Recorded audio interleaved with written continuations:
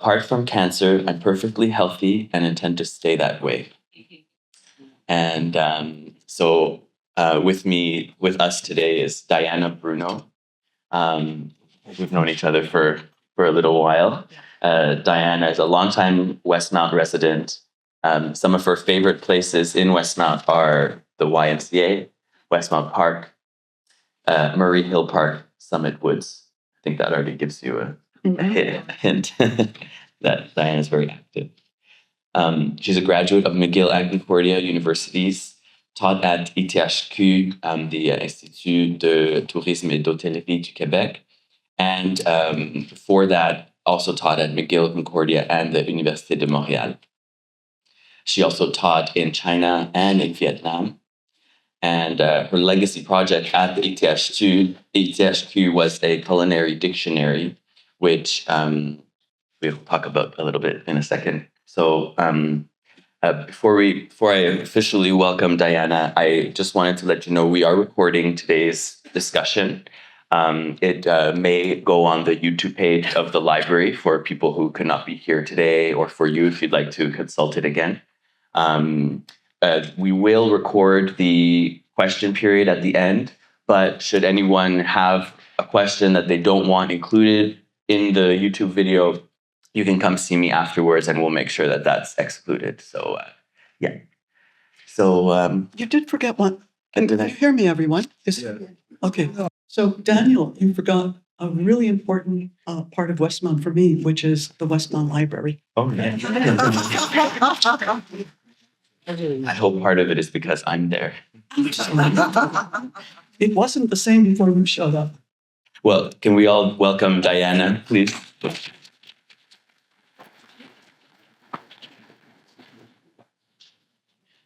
So, Daniel told you the title of my talk. So I have a question for Daniel. Daniel, is this title the longest ever title in the history of talks at Westmount? For the 13 years I've been at the library, yes, it is the longest one, Diana. We struggled to fit it on our website. Okay. No, I chose the title intentionally. It is both provocative and arrogant. And that was for a reason. Look at how many people came here today, so I think the title worked. At one point, I thought of calling it Diana Does Cancer. But who's Diana? Nobody.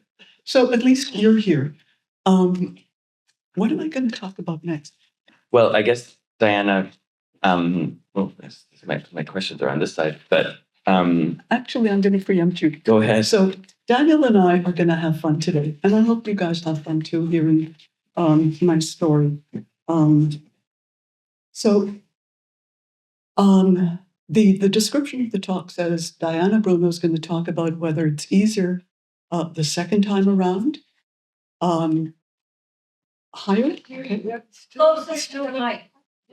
Yeah. I think Okay. an inch away from the mic, Diana. Okay. Yeah. Is that better, everybody? Wonderful. So whoever uses the mic next will really have to disinfect it.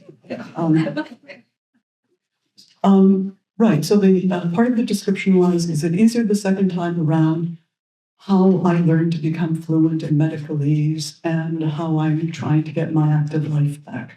So I've had cancer twice. The first time I had cancer was in 2005. And the second time, well, that was the diagnosis. And the second time I was diagnosed with cancer was in 2024. So there was a 19-year interval between the first cancer and the second cancer. Is it easier? Some things are the same, some things are different. There's a lot of overlap. And if I get lost, it's okay. I will find where I am, because one of the side effects of my current cancer, not only does it mess with your body, it messes with your brain. And so I'm not as sharp as I used to be, but I think I'll manage. Okay, so the first cancer I had in 2005 was breast cancer. And it was an early stage cancer. It was, so in terms of cancer, it's diagnosed in both stages and grades. The lowest possible stage is 0. In the old days, it was called in situ. Now it's called 0. In situ means it's localized. And the highest grade is 4. And within those, the highest stage is 4. And within those stages, there are grades A, B, C, D. So my initial breast cancer was 1C. And when you're talking about stages and grades, the lower the number, the smaller the letter, or the closer it is to the beginning, the better off you are. Unlike in school, where you want to get the top mark, you want to get 100, not 0. So it's the opposite of that. So 2005 breast cancer. 2024, I was diagnosed with diffuse metastatic bone disease. I have to explain some of those words possibly. Diffuse means it is all over your body. It is not localized. And we're talking about bones. It's in every bone of my body, from the little bones to the big bones. So metastatic, it's a Greek word. And I'm sure you're all familiar with the word meta because of a certain American. Metastatic basically means that the cancer has moved from the primary location, which in my case was breast, to a secondary location. And when you have breast cancer, or lung cancer, or prostate cancer, or kidney cancer, and I'm missing one, there's the thyroid cancer, where those cancer cells like to travel to is the bones. Now, I knew none of this before 2024. I had to learn a lot, or I chose to learn a lot, let's put it that way. Where am I going with this? Okay, so when there's certain parallels between the first time and the second time. Can I Yes, interrupt please. with a question? Absolutely. That's we got quite. Diana gave me some questions to guide her. So, can you tell us about the moments of diagnoses when you received these diagnoses? Well, I think you're basically a deer in headlights. You're hit over the head with a ton of bricks. I think I have to go back a step. It's the step before the diagnosis is realizing that there is some kind of a problem, and then trying to figure out what the problem is. Is it something that is insignificant, something that will go away, or is it something that needs to be addressed? So the first step is thinking, there's a problem. Second step, getting an appointment with a doctor. And as you know, 1 in 5 people in Quebec don't have family doctors. I am lucky, I have a family doctor. And there's more to that story that'll come. So what was the question again? It was about finding out that you had cancer. Okay. How did you feel? So the first time around, I went into a 2-week cycle of depression, down that rabbit hole. This is the end of my life. How am I going to manage with this, etc., etc.?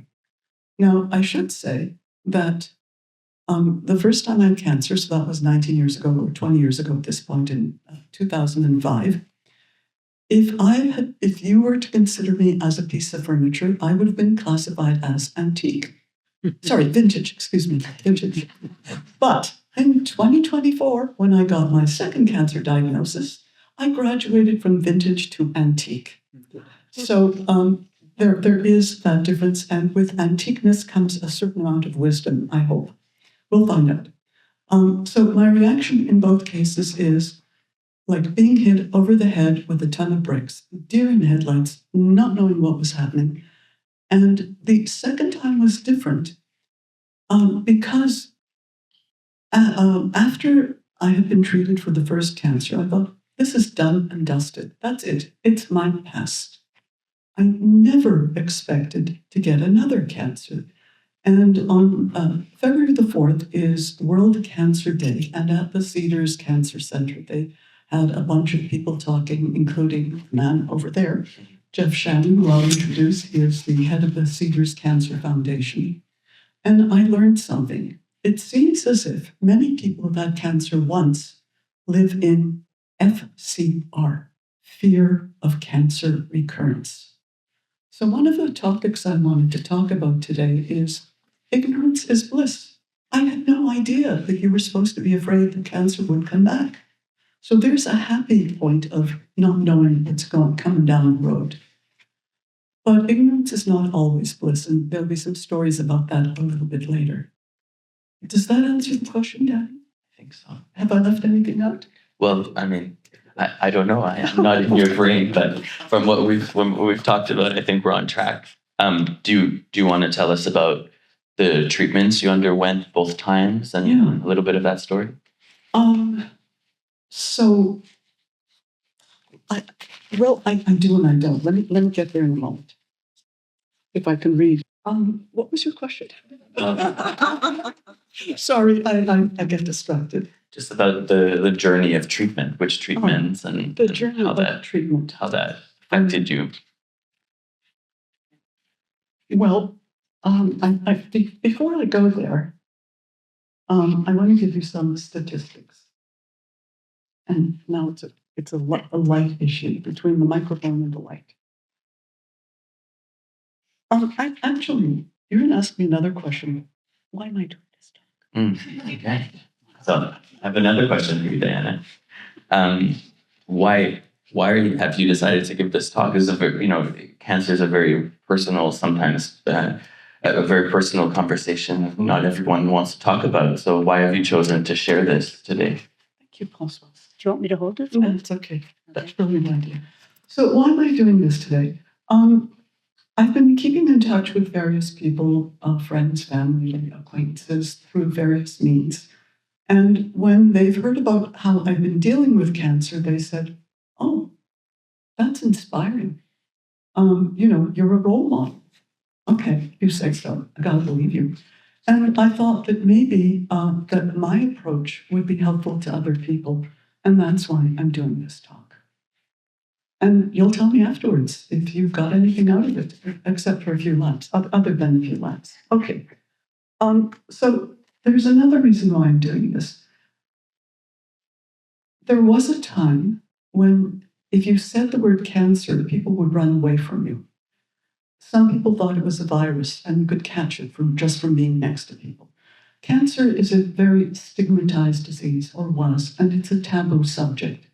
And there's two women who were important in changing that approach to cancer. And they were two American first ladies, quite unlike the current first lady.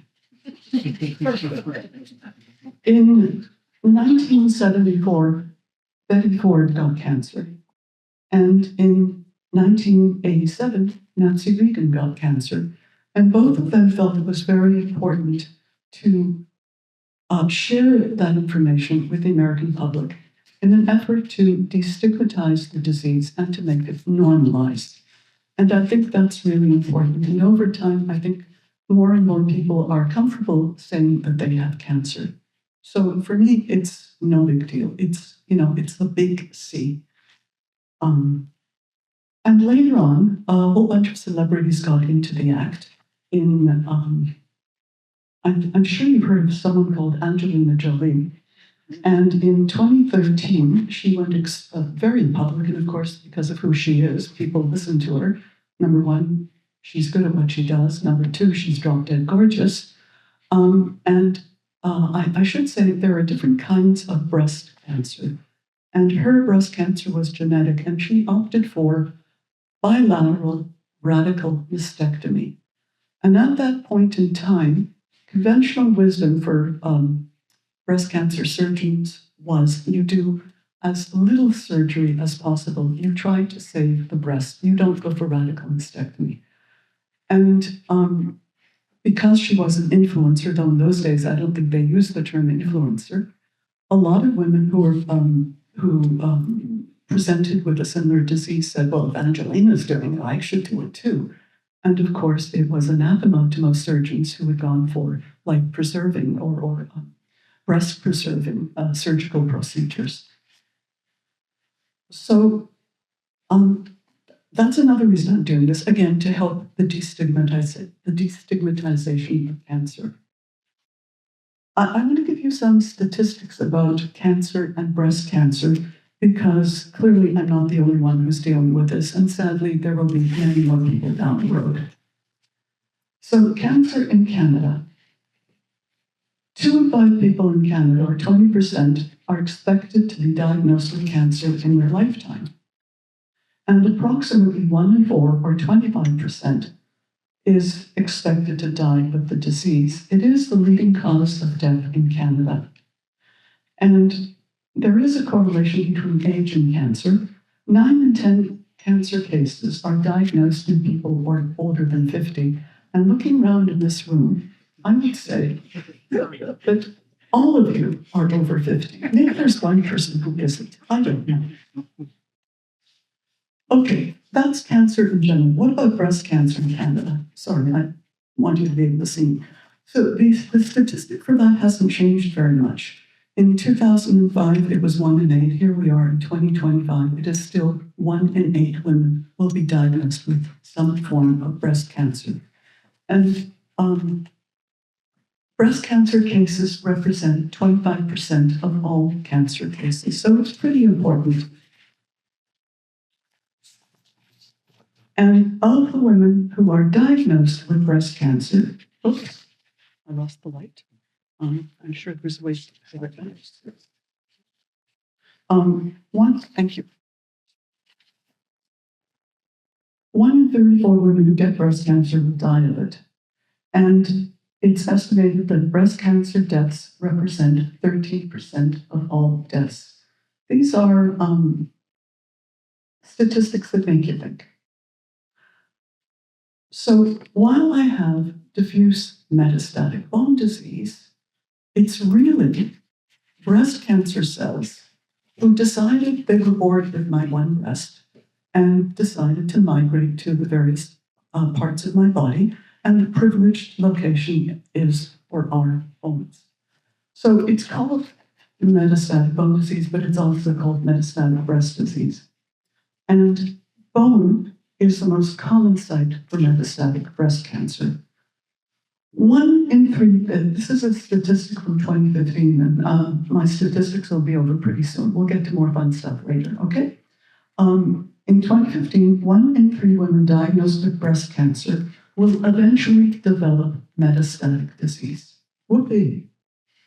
And the majority of women who have MBC, metastatic breast cancer, have relapsed after curative intent therapy. So you've gone through all the treatments to cure this cancer, but it comes back. And if you have MBC, it's incurable. You're stuck with this for the rest of your life.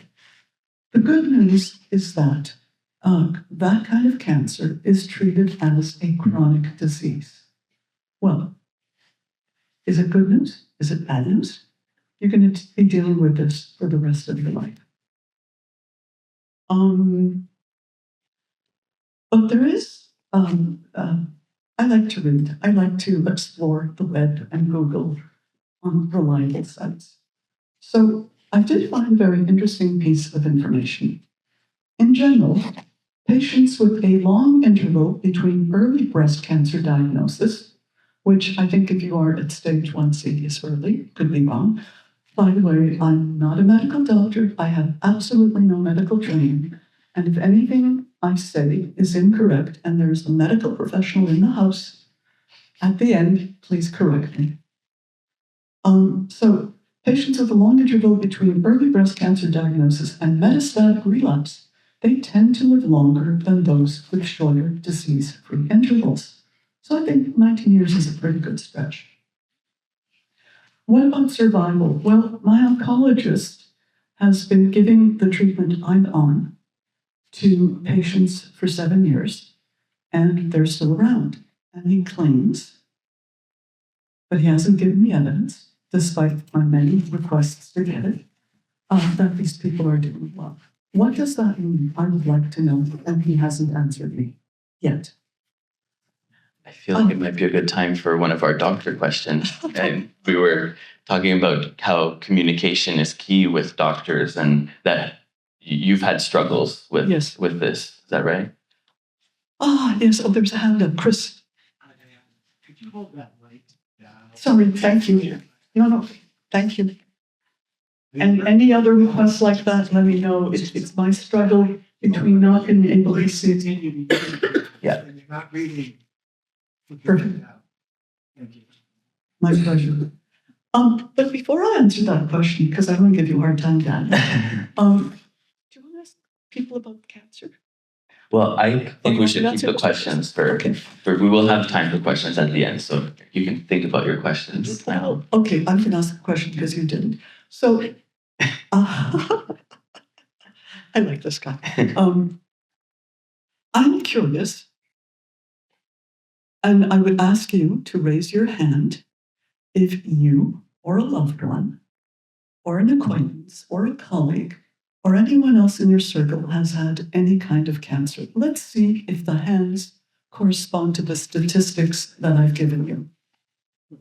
Yeah. That's depressing. It's also reality.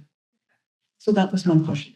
So your question to me was, About communication with doctors and how important that is, and that you've had struggles with, and I think it's something that is important as a takeaway here from your experience. yeah, I would describe myself as an information-needy patient. I want to know what's happening to my body. I want to know if I'm being given this treatment, what it's going to do for me, what the side effects are, what the benefits are, and so on and so forth. And I ask very politely, and with my oncologist, my current oncologist, I don't get answers. And so I'm in month 10 of treatment at the moment. And the first time I met my oncologist, everything went well. It was the information meeting. So on a Tuesday in May, on May 21st, my GP gave me my diagnosis. 2 days later, I met my oncologist. So I have to go back in time. My current GP was my secondary oncologist in 2005. My current oncologist was my oncologist in 2005. I mean, that's extraordinary. So I have continuity of care. The interval between diagnosis and meeting with the oncologist was extraordinarily short, 2 days. That's amazing. And that initial meeting went very well. And he basically said, you need a PET scan. And he said, I'll see you back in 2 weeks. He requested a PET scan. And I was hopeful that I would get the PET scan before the 2 weeks was up.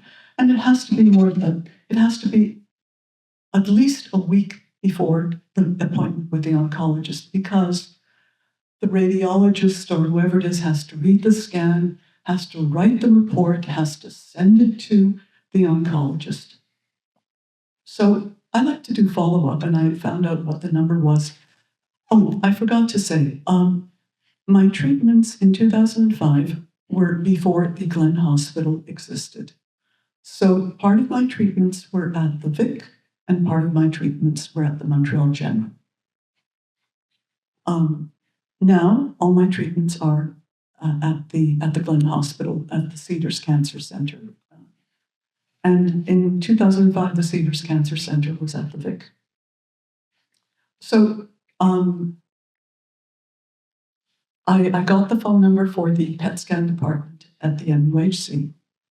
And every day I called for 1 week. And every day I left a very polite message. This is who I am. This is what the doctor has ordered. Could you please let me know when it might be happening? I did this every day for 7 days. Nobody called me back. And I thought, is anybody there? On day 7, after talking this over with my brother and my sister-in-law said, you can't wait. Go get yourself a private PET scan, which I did. So on day 7, I called up this private clinic on Guy and Sherbrooke, and got an appointment for the very next day, which was a Friday, for the afternoon. And there's something to be said for private medicine. It does cost an arm and a leg, by the way, but I consider it an investment in my health. So I got a PET scan appointment for Friday afternoon. That morning, guess who calls me?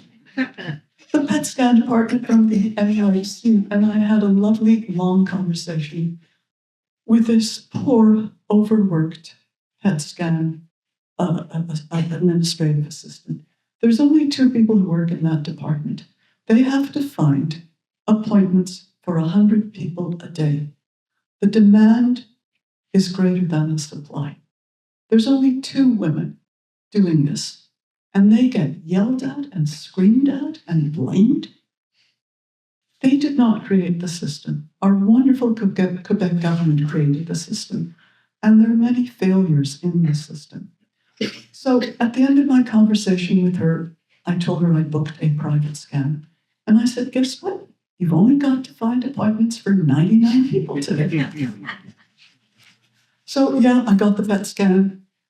2 weeks later, went to see my doctor, and I have a secret weapon, which I like to call a PSA, and it's not a public service announcement. It's a personal scientific advisor. And this person is my brother, who's a scientist. And for a while, he worked in medical epidemiology. His background is in solid-state physics, so I figure he knows a lot more than I do. So for important appointments, I bring along my brother, and I brought my brother to that second appointment with the oncologist, where we were going to get the results of the PET scan, because the PET scan is what allows the oncologist to determine your course of treatment. The results of the MRI were not sufficient. Okay, so I've got diffuse metastatic bone disease, but exactly where, what, and how.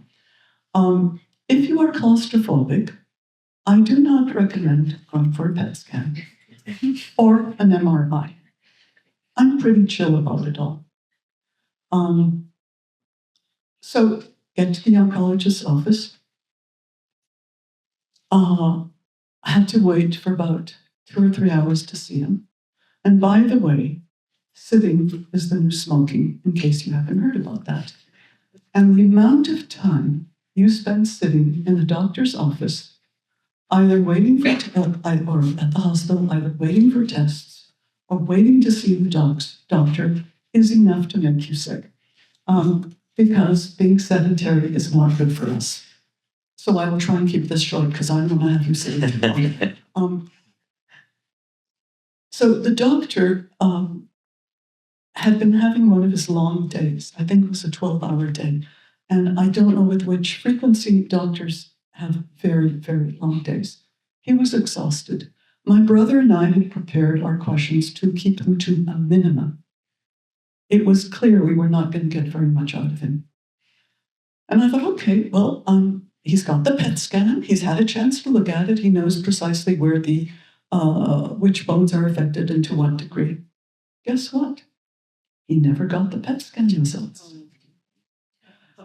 Okay, well, the nice thing about private medicine, you call them, they get back to you. They answer the phone right away, and they immediately sent a fax, and within 10 minutes he had the fax, and he had, all the information we needed to know exactly about my specific secondary bone cancer. And he told me what the treatment was, and I could ask 2 questions, 3 questions. And that was that. So, Daniel, did I answer that question? Well, we're listening to your story, and it's about communication with your doctor. So yes, I think so. Yeah. So, can I ask you, what would your recommendation be in these situations where communication is difficult with your doctor? What I mean, except other than calling every day for 7 days very politely, we've heard that strategy, but how did you get the information that you needed in the end? I do a lot of searching on the internet. I've joined, I also tried to get information from other sources.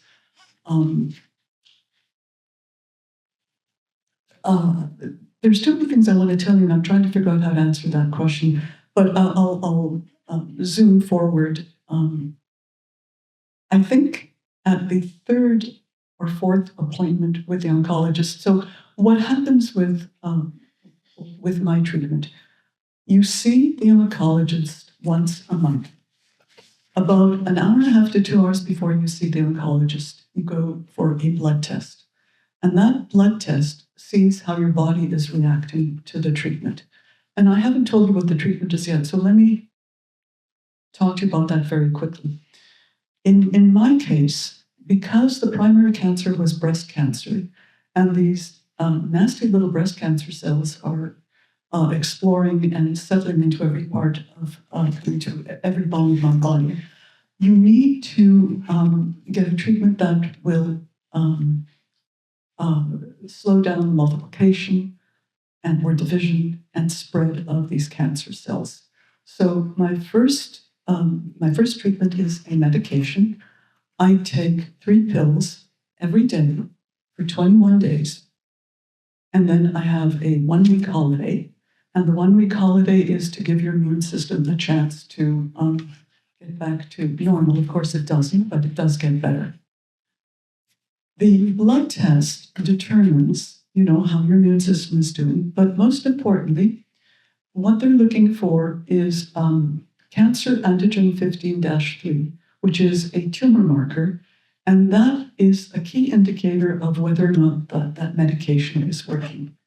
So before I started treatment, the number for that cancer antigen was 899. And here's a case where a high number is not good. The normal range for this tumor marker is 0 to 33. Maybe it's 31. Anyhow, close enough. With each, so you get the blood test. You see the oncologist. He looks at the blood test results, and then he says, continue the treatment. So that's the first part of the treatment. The second part of the treatment is, because it's breast cancer cells, even at my antique age, I still have estrogen coursing through my body, enough to get those breast cancer cells happy. And so you want to reduce the level of estrogen. And the medication is called targeted therapy. And this other medication, which is an injection, is called endocrine therapy or hormonal therapy, where you really want to reduce the estrogen in your body. And this is an absolutely delightful treatment. The first 3 times, at an interval of 2 weeks, you get an injection in each buttock. And after the first 3 times, you graduate to once a month. So, for obvious reasons, I can't give myself an injection in the buttocks. So a CLSC nurse comes to give me the injection.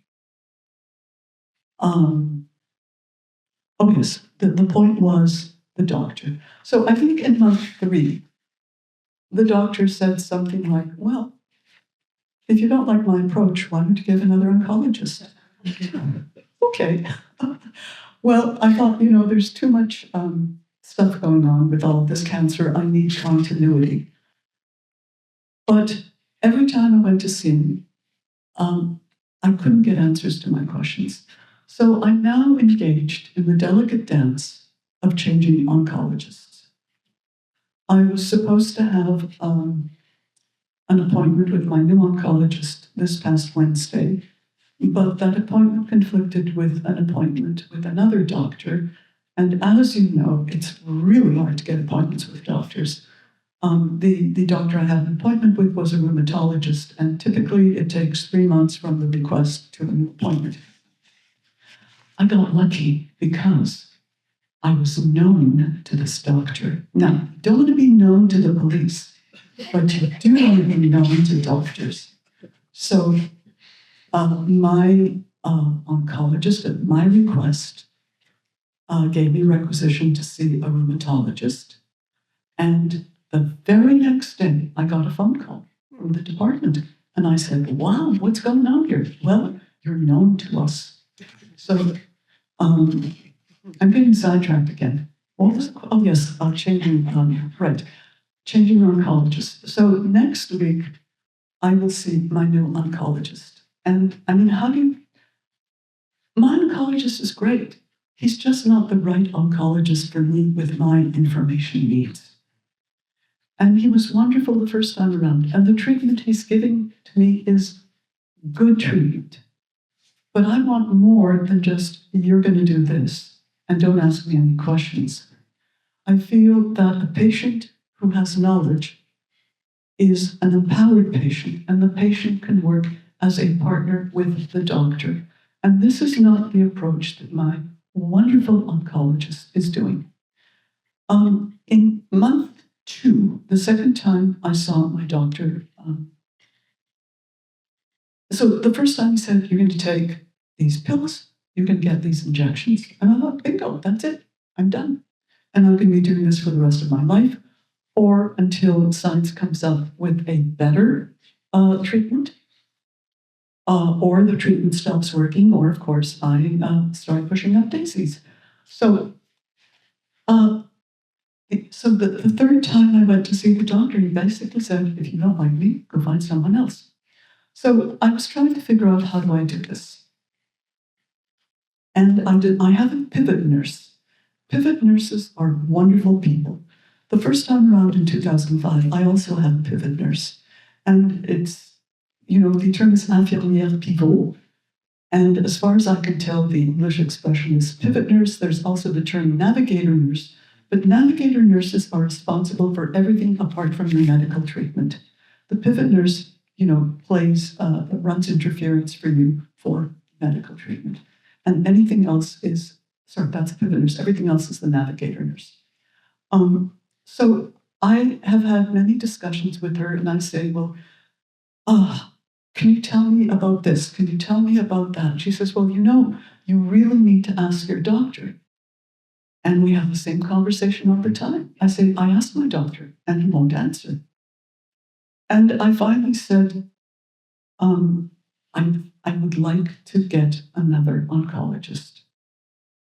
And so I suggested the name of a doctor who I had heard about on February the 4th, when the woman who gave the testimonial sang the praises of her oncologist. And that the testimonial was from a woman who had also had breast cancer. It was a very touching, moving testimonial. My approach today is very different. So basically, my pivot nurse has found me another doctor, another oncologist, and I hope that the new oncologist will be a good fit.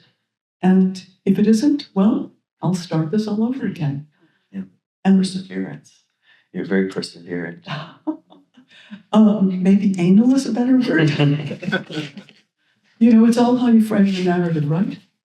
Can I ask you Yeah. another question? Please. You mentioned your brother accompanying you for these appointments, and I wanted to talk about the other people in your life that have given you support. And we talked about comments like "stay positive" and "you'll get through this," and how there's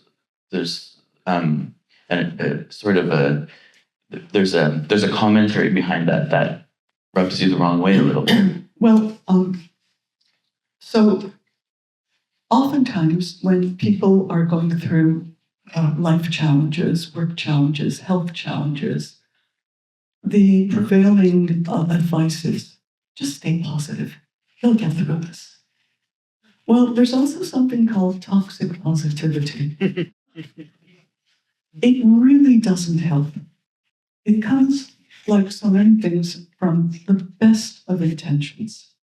But as you know, the road to hell is paved with good intentions. Yeah. So I really don't like it when someone says, stay positive, you'll get through this. But the subtext of that is, well, if you don't, and you succumb to cancer and cancer gets you, it's your fault. You weren't positive. You're blaming the victim. Now, maybe that's an extreme view, but that is my interpretation. Positivity will get you only so far. There are so many young people who have cancer. There are so many people who've done everything right and they get cancer. And more importantly, they die of cancer. And if we take the recent experience of COVID, how many people in the prime of life, Olympic athletes, marathoners, they got COVID, they got long COVID. So it's not enough.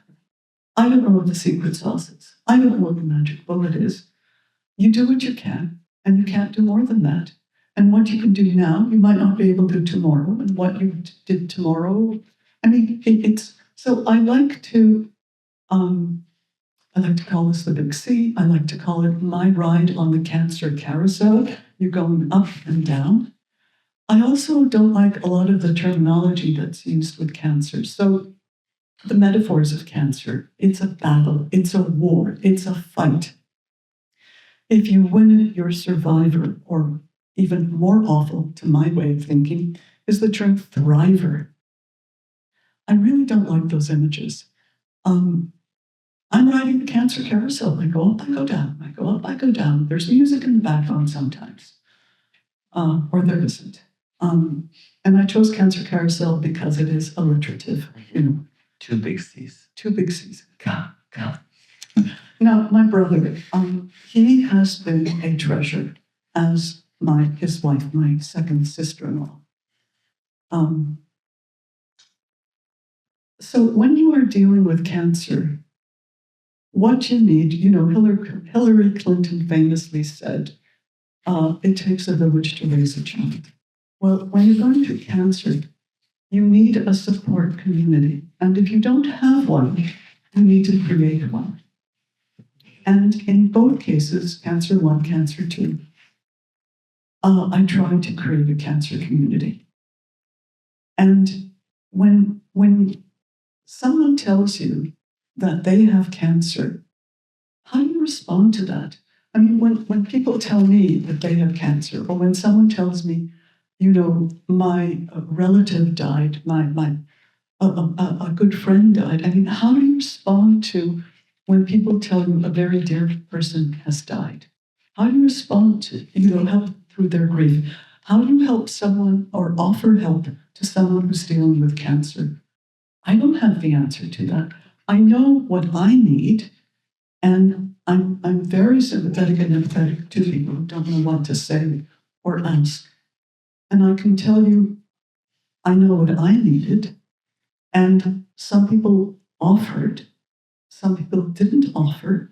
And when I tried to suggest very discreetly what might help, some people stepped up and some people didn't. And so my approach is, I'm grateful for anything and everything that someone offers to me. So the common thread between the first time and the second time is the treatment.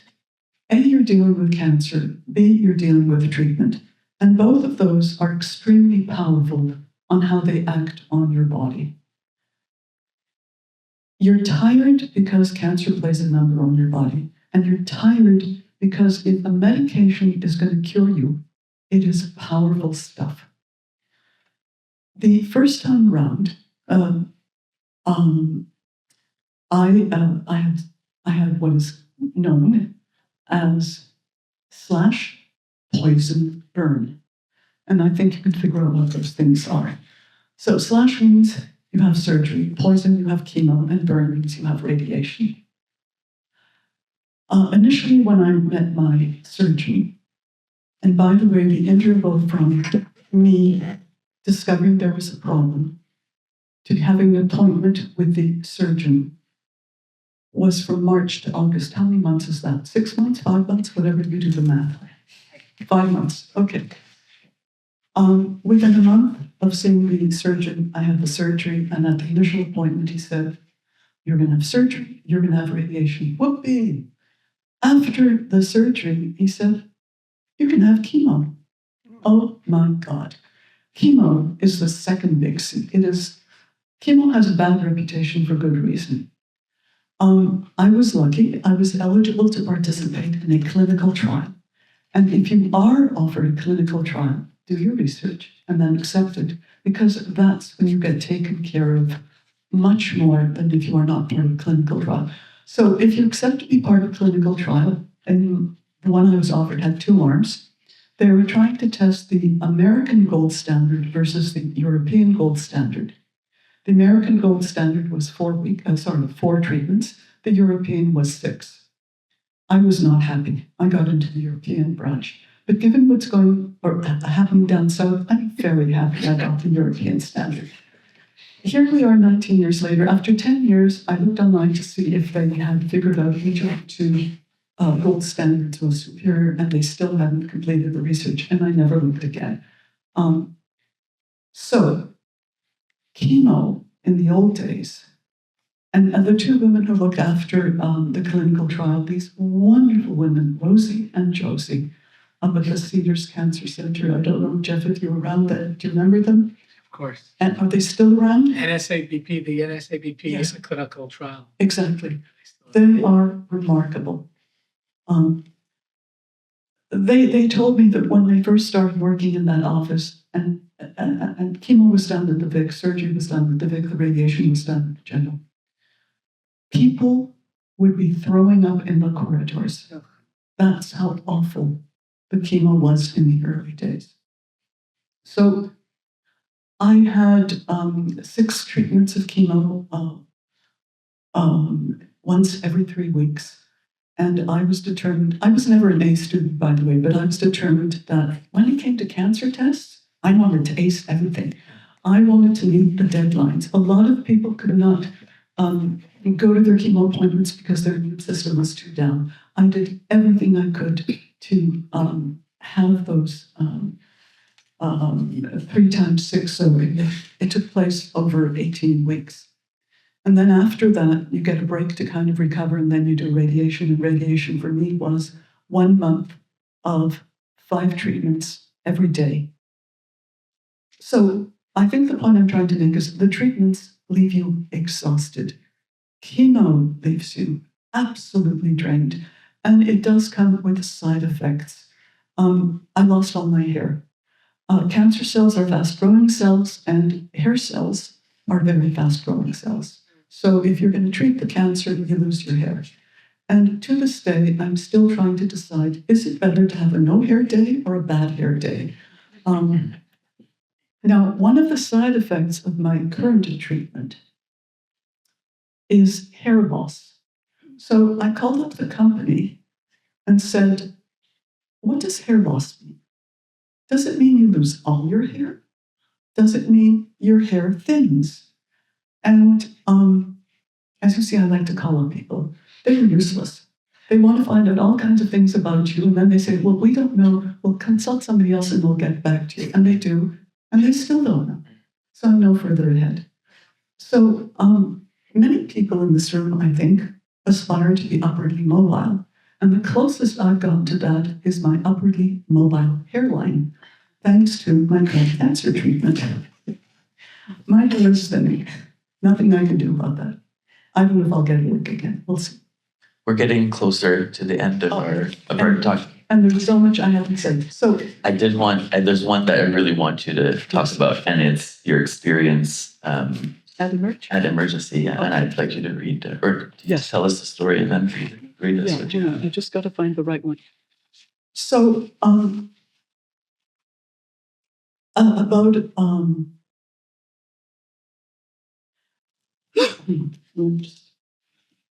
Mhm. and I'll aim it down. No, that's okay.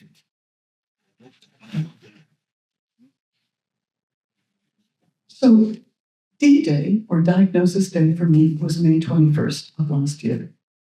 And I decided that the best way to let people who were interested in what was happening to me know what was happening to me was to write emails that I sent out to people in Blind Carbon, BCC. And the first email I wrote was on May 26th. And I called it, is it easier the second time around? The big C, take 2. And because we're running out of time, I'm not going to read those emails, but I wrote 6. I had intended to write 1 every month, but I couldn't keep up with that. But here's the best one. On August the 4th, here's my email. And, okay. Hello again. The meds are working. The meds are working. It's the end of month 2 of cancer treatment, and the key tumor marker improved to 54% for month 1. Pretty good result, right? But it turns out that usually, so I started off at 899 and it was cut into more than half.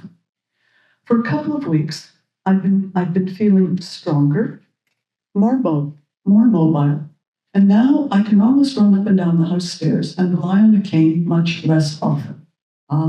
Better living through chemistry. Turns out, most of my oncologist patients on the same double-barrel treatment, targeted therapy, and monthly butt cheek injections get equally good results. My hopes to be a stellar patient are dashed.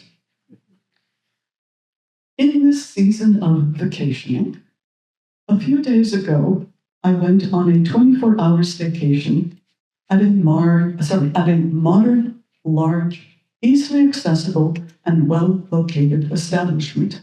Note, without connections, getting a room there is not easy. There's lots of free time with no scheduled activities. The furnishings are minimalist and Spartan. Amenities are few. No liquor license. No BYOW either. In my wing, pillows are a rare commodity. Best to bring your own. And the available sleeping services mean you don't get a good night's sleep. Interested in losing weight at state expense? This is the place. There's no choice of menu. Portions are small and typically arrive lukewarm in styrofoam containers. Cutlery is fast food plastic. Oh yes, best to bring your own salt, non-available, and butter if you dislike margarine. Room service is spotty. The staff are overworked and in short supply. Chalk it up to management and admin far removed from the reality of the workplace. Certainly not the obvious choice for a staycation. Here's why I had the staycation. A few days ago, I lost consciousness suddenly, standing at the kitchen counter. And unlike the fine Victorian ladies taken to swooning against a couch, I fell on a ceramic tile floor. The damage, a lump the size of an egg, it's called a plum in French, in bos gros comme une prune, at the back of my head, a very sore left buttock, and confusion about what had happened and why. A second episode occurred 12 hours later at breakfast, this time no fall involved. Praise be to Albertine, my wonderful infirmière pivot. She convinced me to call an ambulance and head to the MUHC emergency.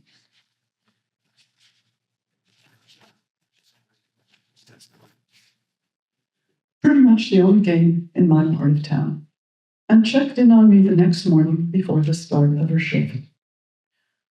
So I've never been to emergency before. I've never called an ambulance before. Here's my conversation trying to get an ambulance. Me. I need an ambulance. 911. Are you sick or are you hurt? Me.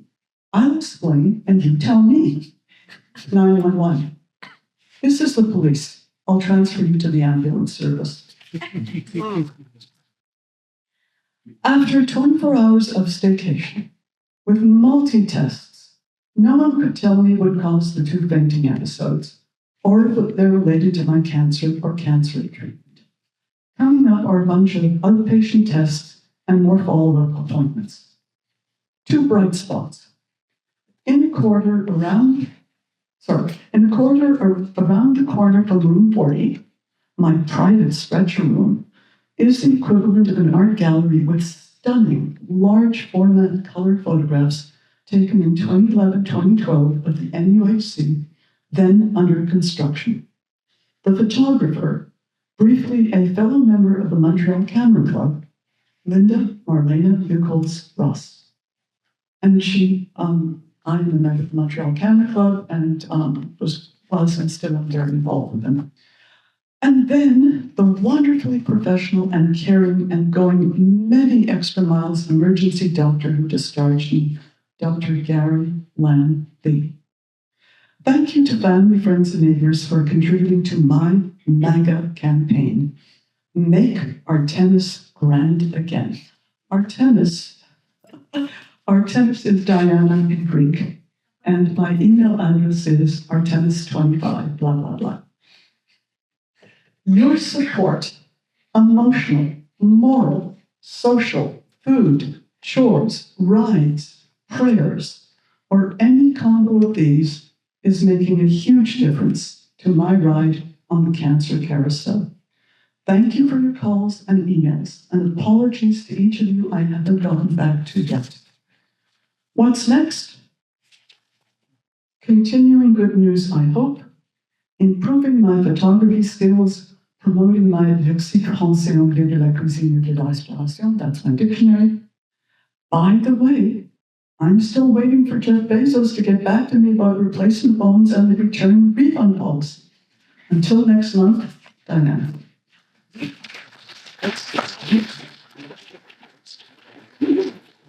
So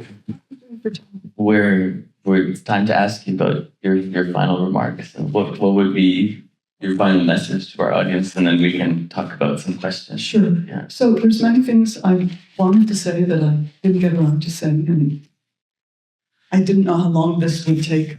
My approach, as you can tell, is to take charge, exercise agency.